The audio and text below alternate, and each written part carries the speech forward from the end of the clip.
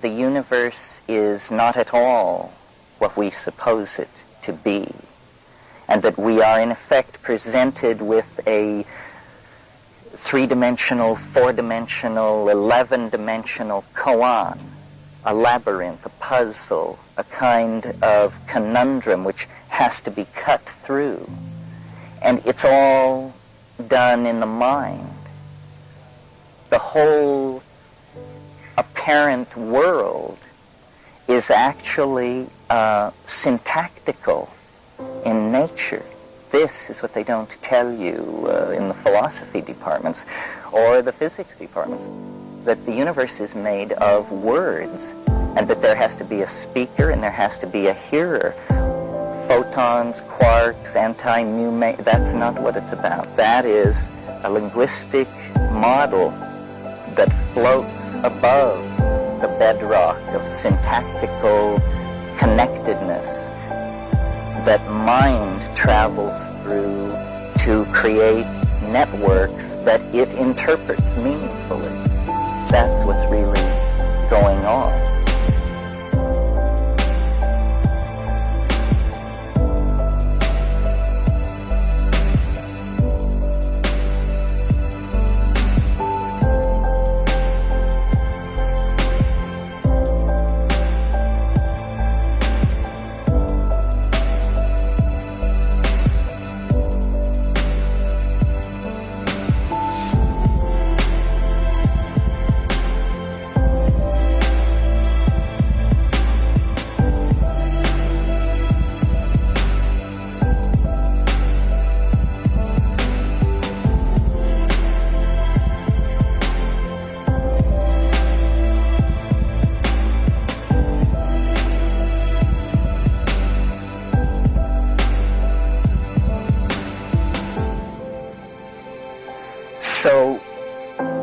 And I am not one to reach for, the metaphors of spirit with the connotation of moral opprobrium and all that.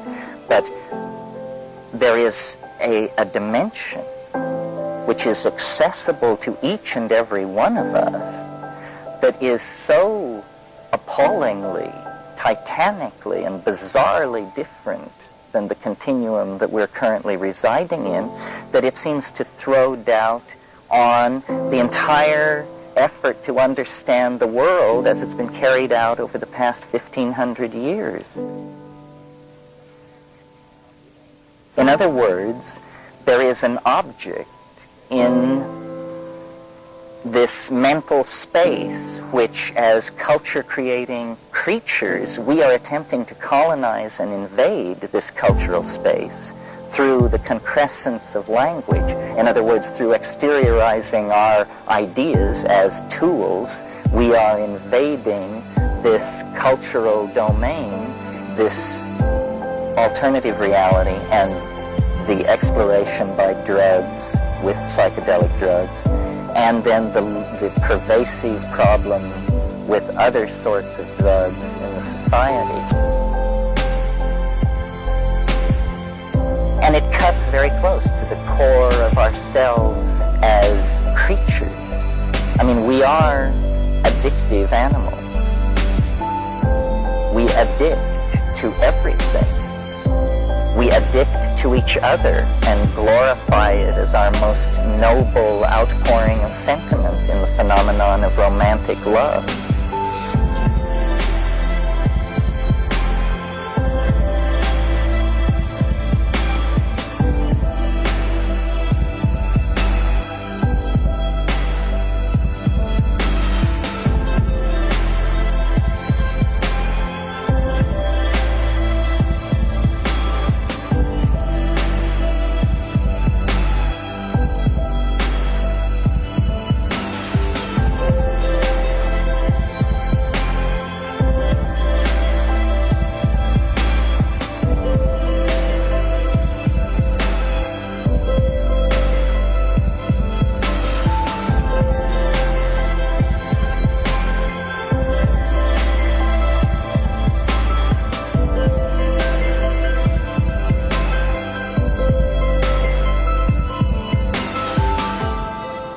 I mean, when a pair of lovers are parted, the withdrawal symptoms are indistinguishable from heroin. I mean, vomiting, shaking, uncontrollable emotional outbursts, sleeplessness, short temper, hysteria. This is real. It is what romantic love is a pheromonal bonding, an exchange of chemical messengers which takes these two autonomous organisms and welds them into one galaxy of need and intention and understanding and expectation. Well, then you just tear that apart and people are, shook up. We addict to political ideals, all kinds. I mean, it's wonderful what's happening in Peking, but several decades ago, the same thing was happening in Berlin to a different beat.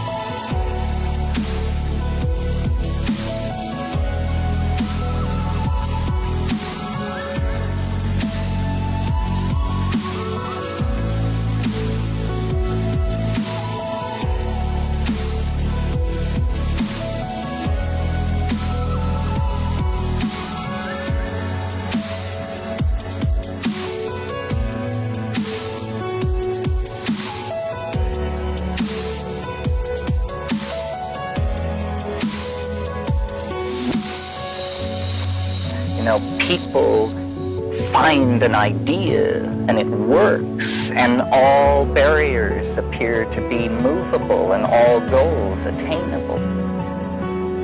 We invent money, which is kind of a multi-transformable drug. It stands for everything, everything you ever wanted, and you can addict to money.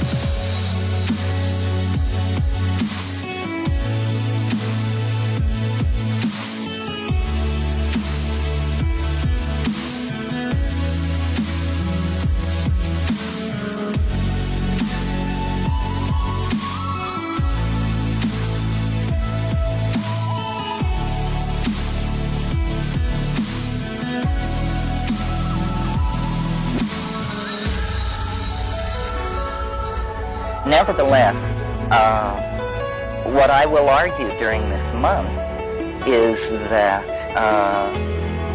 this is not a bad thing. That we have a secret history that I will try to convince you of, and you should try to convince me that I'm wrong.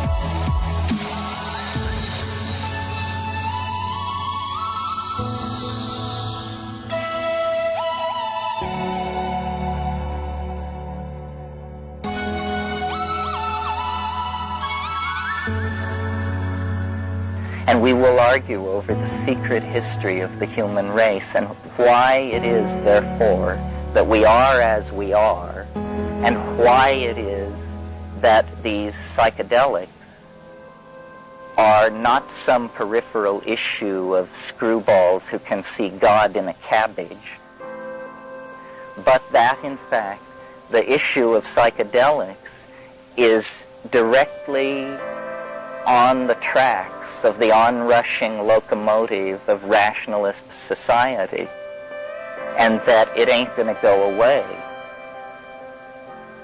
Because what we're talking about here is a nude part of the human mind.